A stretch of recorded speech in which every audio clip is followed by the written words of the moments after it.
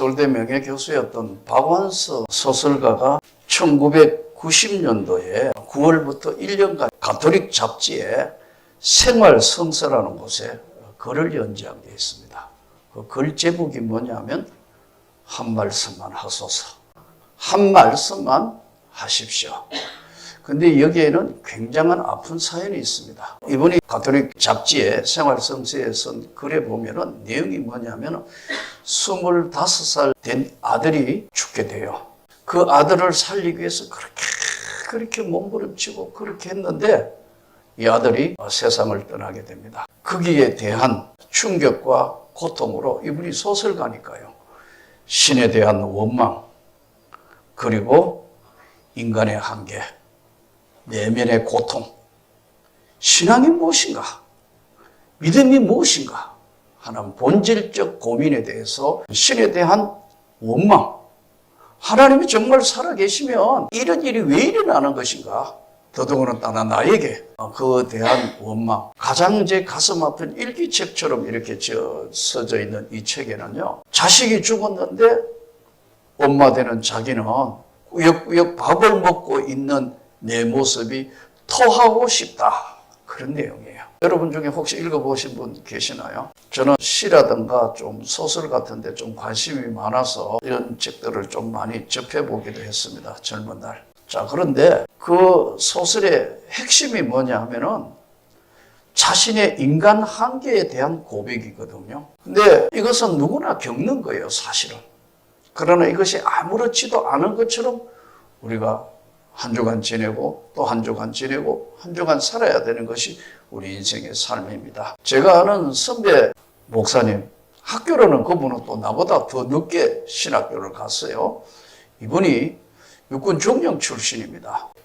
저도 그 당시에 90년대 개척교회를 할 때고요.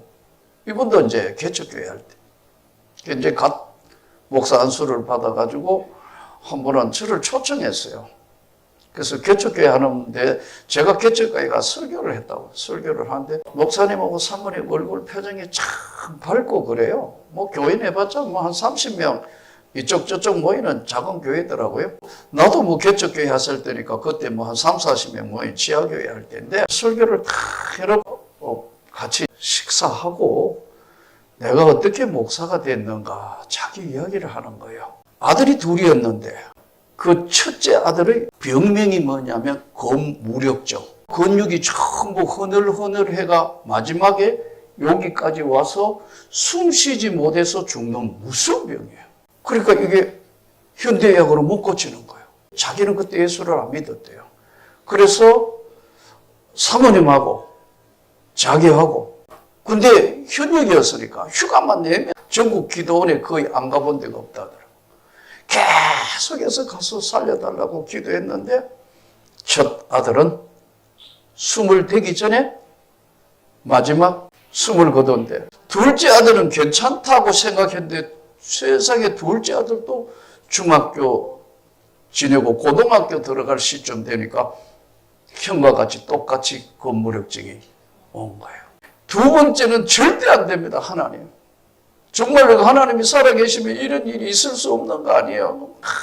하면서 여전히 이제 기도원을 다니다가 이제 뭐 첫 아이 때문에 온 기도원을 다 돌아다녔는데 둘째 아이도 20을 갓 넘겨서 자기 무릎팍을 마지막에서 아빠 나 천국 가. 그 말 한마디 하고 세상을 떠났다는 거예요. 그래서 하나님이고 뭐고 어디 있냐. 다 이거 인간이 지어낸 거 아니야 이거. 그러면서 아들 둘을 그야말로 정말 먼저 보내고 난 뒤에 그 삶은 비패할 대로 다 비패하고 아내하고도 1년을 말을 안 했다더라고. 서로 상처가 돼서. 그러고 결론을 얻은 게 전역하고 신학교 가자. 이 아이가 마지막 한 이야기가 아빠 천국 간다는 이야기에 다 치우고 아들 다시 만날 수 있는 천국이라면 거기 가자.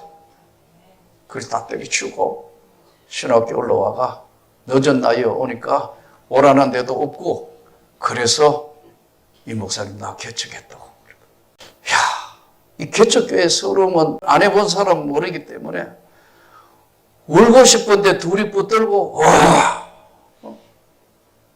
돌아와서 지하교회 할 때니까 일주일을 눈물을 흘리며 기도한 적이 있었어요. 왜 그러실까 하나님은? 왜 하나님은 절망적인 상황할 때 가만히 계시는가? 이 상황을 어떻게 해석해야 되는 것인가? 박완서 씨의 이야기, 우리 선배 목사님의 이야기, 이 좀 오래된 게 있는데 요 최근에 어떤 분이 여기 저희 선교 사무실에 오셨어요. 이야기를 하는데, 목사님, 제가 명색이 열심히 지금은 구원사인데 남편이 몇 년 전에 돌아가시고 이제 몇 년 전 이야기를 하는 거예요. 근데 또 딸도 너무 충격받아가지고 가출했다. 그래서 자기는 그렇게 열심히 나가던 새벽기도 때려치우고 새벽에 일어나 공원을 돌면서 2년을 소리 질렀다더라. 왜 가만히 계시냐고. 제가 잘못한 거고 또 신앙이 잘못된 신앙이죠. 그래서 내가 할 말이 없어 웃기만 했어요. 그래서 제가 물었어요. 지금은? 그랬더니 지금은 돌아보니까 이것도 하나님의 은혜라 생각해서 그러니까 여기 오지 않았겠습니까? 제가 저 자리에 앉아서 기도를 해드렸어요. 눈물을 흘리시는 위로함과 제가 기도를 해드렸어요. 오늘 우리가 사는 세상은 연습이 아닙니다. 예수 믿으면 고난이나 환난이나 어려움이 없다고 생각하지만 절대로 아니에요. 오늘 교회 안에서는 뭘 가르치느냐 하면 교리를 가르치고 신앙을 가르치지만 실전을 안 가르치는 거예요. 실제적인 상황이 붙었을 때 우리가 어떤 상황으로 변하는 것인가. 오늘 이 본문에는 예수님의 한 사역의 장면의 그림이 아주 이 성경 전체를 통해서 여러 군데 이렇게 나오는데 마태복음에도 나오고 누가복음에도 나오고 이제 이렇게 이 말씀들이 나오는데 이 말씀에 여기 이 본문 그대로 베드로가 고기를 잡는 이야기잖아요. 근데 예수님께서 무리가 몰려와서 하나님 말씀을 들어서 예수는 게네사렛 호숫가에 서서 호숫가에 배 두 척이 있다. 근데 하나는 그 안쪽에 두고 예수님이 호숫가에 배 두 척이 있는 것을 보시되 어부들은 배에서 나와서 그물을 씻는지라. 작업 끝났다는 얘기거든요. 고기 잡으러 갔다가 고기 잡는 일이 다 끝났다는 얘기예요.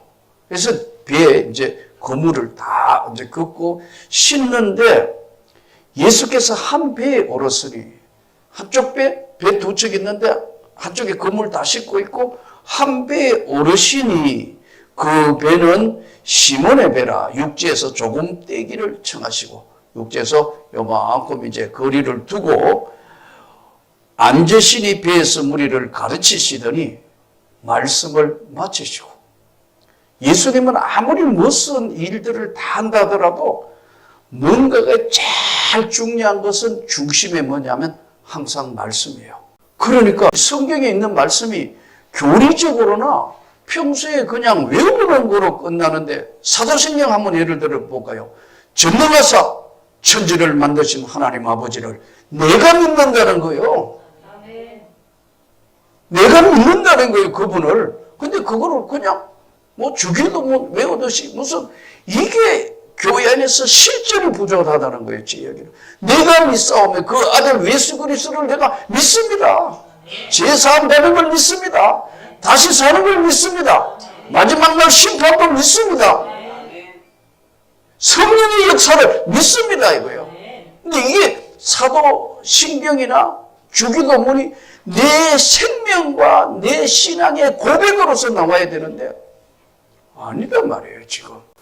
어려운 일을 당하거나 진짜 고통스러움, 조금 전에 이 실전적인 문제에서 너무 빈약한 교인들을 양상을 한 거예요.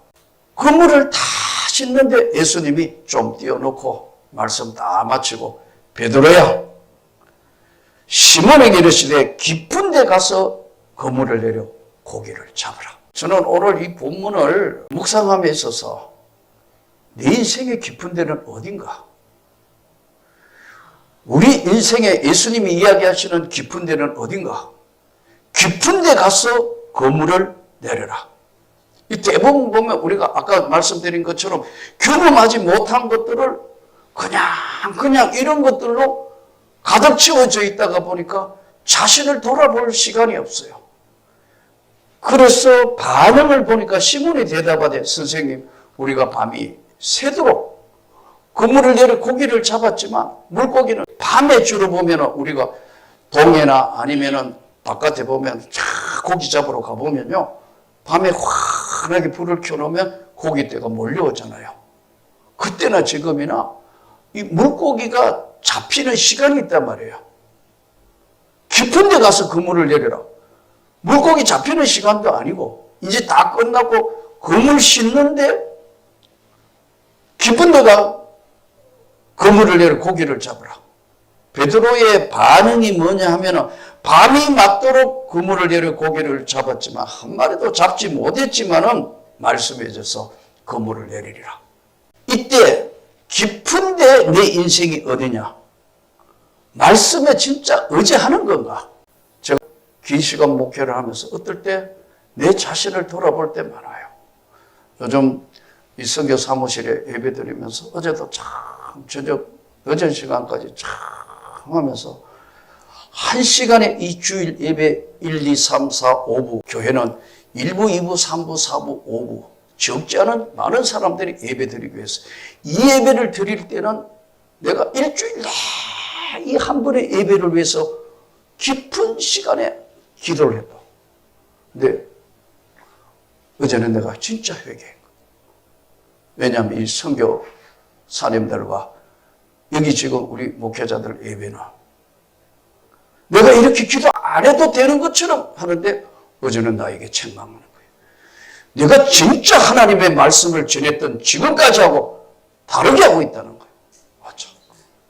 하나님 내가 잘못했습니다. 오히려 적은 숫자가 예배를 드리기 때문에 살아계시는 하나님의 성령의 역사가 더 강력하고 말씀이 더 강력해야 되는데 내가 잘못했구나. 용서하십시오 주님.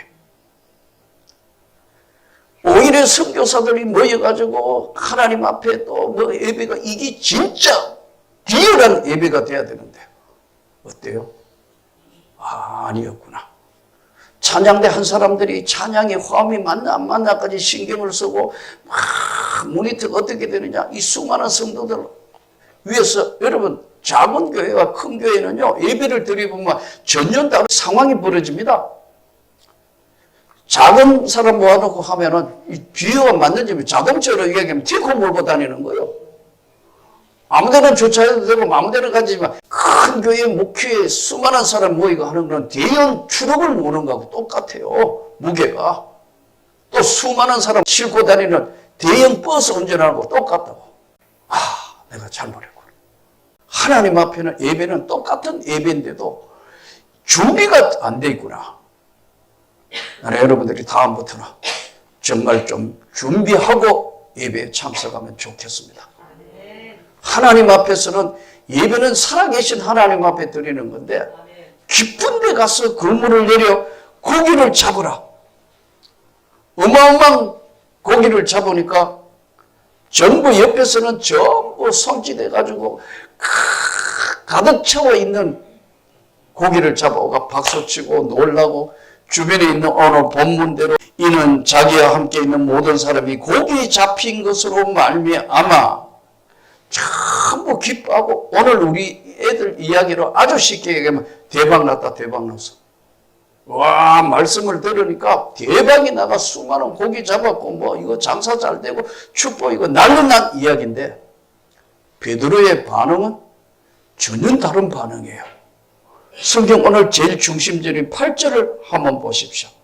이에 7절부터 이에 다른 배에 있는 동무들에게 손짓하여 와서 도와달라고 하니 그들이 와서 두 배의 체험에 잠기게 되더라.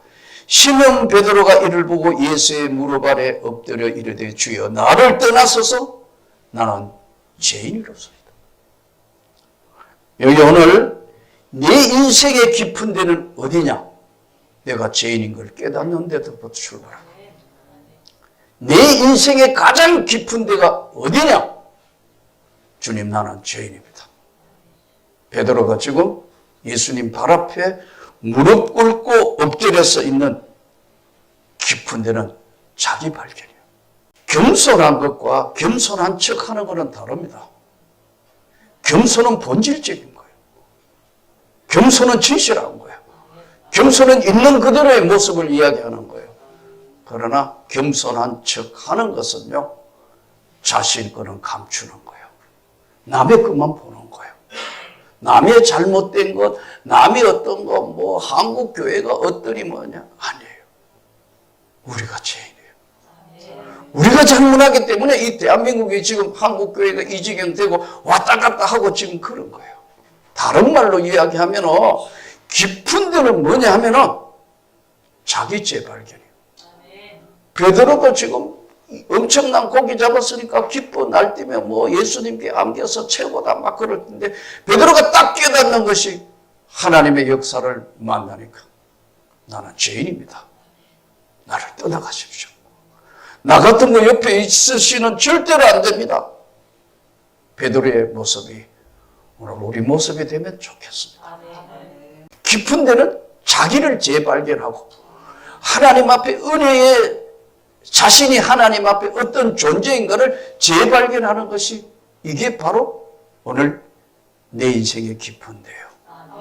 많은 사람들이 목회를 숫자로 대교였는가 아니었는가 재정이 얼마였는가 뭘 어떤가 그렇게 평가한다면 그건 아주 잘못된 평가예요. 그렇지는 않겠지만 우리가 이런 하나님 앞에 서 있다는 것을 잊으면 안 돼요. 나는 언제나 죄인이었고 하나님이 나 같은 죄인을 살리셨다는 것, 그 은혜 앞에 엎드릴 수 있을 때만 하나님은 자기 사역의 길을 여는 거예요. 베드로를 붙드신 것처럼 우리를 여전히 붙드실 것이고 우리와 함께 할 것이고 역사를 하시는 거예요. 이 갈릴리 호수, 게네사렛 또 디베라 바다라고 하는 이 곳은 마치 인생의 바다와 같아서 수시로 변하는 바람이 불 때도 있고 오늘 불렀던 찬송대로 오 기도 올린다 기도 올린다 캄캄한 밤 사나운 풍랑이 일고 이런 인생의 바다에는 수시로 변하기 때문에 언제나 우리 자신들을 돌아볼 수 있는 가장 기본인 나는 죄인이지만 주님은 나와 함께 하시기 때문에 내가 여기 있다는 사실 가장 기본적인 베드로의 모습 이 모습은 바로 수시로 변하는 인생 풍랑 가운데 끝까지 붙들어 주시는 거예요. 제가 아는 목사님 한 분이 몇 년 전에 저를 찾아왔어요. 그 교회는 뭐 그렇게 크지는 않는데 한 150명, 200명 정도 되는 그런 교회인데 아마 장로님들이 굉장히 하고 교인들한테 많이 시달리는 것 같아요.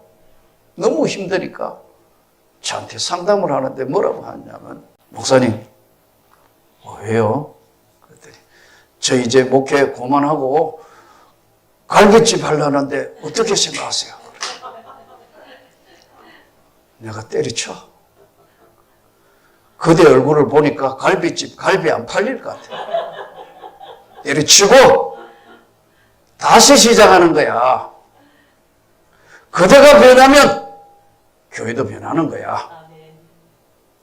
왜냐하면 처음 초심 이때 내가 오늘 깊은 데가 어디냐 하면은 바로 내가 죄인임을 깨닫고 엎드리면 나머지는 다 그분 하나님이 역사를 하는 거야. 오늘 우리는 이 세상을 살다가 보니까 수시로 바람 방향도 바뀌고 풍랑도 오고 인생의 일인데 이럴 때마다 누가 대신 어떤 타겟이 없는가 원망의 대상을 찾는 것이 본질적 진노의 자녀인 인간의 모습이에요. 내 모습 밑으로 섰을 때는 하나님을 경험적으로 만나는 거예요. 하나님을 경험적으로 안 만나면요 인간은 언제나 자신에 있는 내면의 세계에서 다른 걸 찾아요. 예수를 찾아야 되는데 내면의 세계에서 여전히 사역자면서도 여전히 다른 것을 찾고 있다. 이렇다면 평신도의 삶은 어떻겠어요? 큰 풍랑이나 어렵고 힘들어지면요, 조금 전에 말씀드린 것처럼 껍데기 사도신경이 그냥 암송하는으로 끝나요. 그렇게 신앙생활 하면 진짜 실전의 삶에 부딪히면 아무것도 아닌 신앙이 돼요. 왔다 갔다 하는 신앙이 돼요. 차라리 온갖 고난과 역경을 딱 겪고 난 뒤에 하나님 만나고 신앙생활을 한 사람은 잘 안 흔들려요. 그런데 다 좋은 게 좋던 것에서 엄청난 풍랑을 만나니까 조금 전에 말씀드린 것처럼 별의별 희한한 일들이 일어난다. 원망한다? 원망하면 해결이 된 건가요? 아까 제가 아는 선배 목사님, 끝까지 순종하기로 해서 목회의 길을 걸었다. 또 한 사람은 막 하나님 원망하다가 그래도 돌아왔다. 실제로 일어날 수 있는 것, 겸손과 겸손한 척은 다릅니다. 근본적인 오늘 나 같은 죄인 살리신 그 하나의 은혜 앞에 죄인이라고 엎드리면 말씀이 들려진다. 말씀이 열려진다. 말씀이 성령의 역사로 불같이 능력으로 나타나고 경험적으로 나타나기 때문에 이때 치유의 역사도 나타나고 이때 권능의 역사도 나타나고 이때 하나님이 하시는 놀라운 세계를 볼 수 있고 경험하는 거예요. 요즘에요, 우울증 환자가 많습니다. 몇 년 전만 해도 뭐 93만, 4만 하더니 지금은 아마 100만이 넘었을 거예요. 병원에 가가 치료받은 횟수, 건강보험에 나오는 게 그 정도면 그냥 앓고 있는 사람, 마음을 다친 사람이 얼마나 많은지 몰라요. 지금 오늘 이 시대에 보세요. 교회는 이렇게 많고 이 수많은 사람이 있지만 진짜 예수를 만나야, 하나님의 성령의 역사를 만나야 달라지는 건데 이게 안 되다가 보니까 별일이 다 일어나고 껍데기 신앙으로 자꾸 흔들흔들 왔다 갔다 하는 것이에요. 다시 우리가 주님을 만나서 십자가와 성경에서 멀어지면요, 기독교나 천주교나 불교나 큰 차이 없어요. 큰 차이가 없다니까요. 왜냐하면은요, 예를 들어 한번 볼까요? 얼마나 습관적으로 우리가 알고 있는 게 많으냐면 한 생명이 천하보다 귀하다. 근데 목사님들 설교 사람들 보면 한 영혼이 천하보다 귀하다 그런다고. 그 말이 그 말 비슷하지만요, 한 영혼이라고 하는 건 성경에 기록이 없어요. 한 생명이 천하보다 귀하다는 거예요. 이거를 구원하기 위해서 예수가 오신 거예요.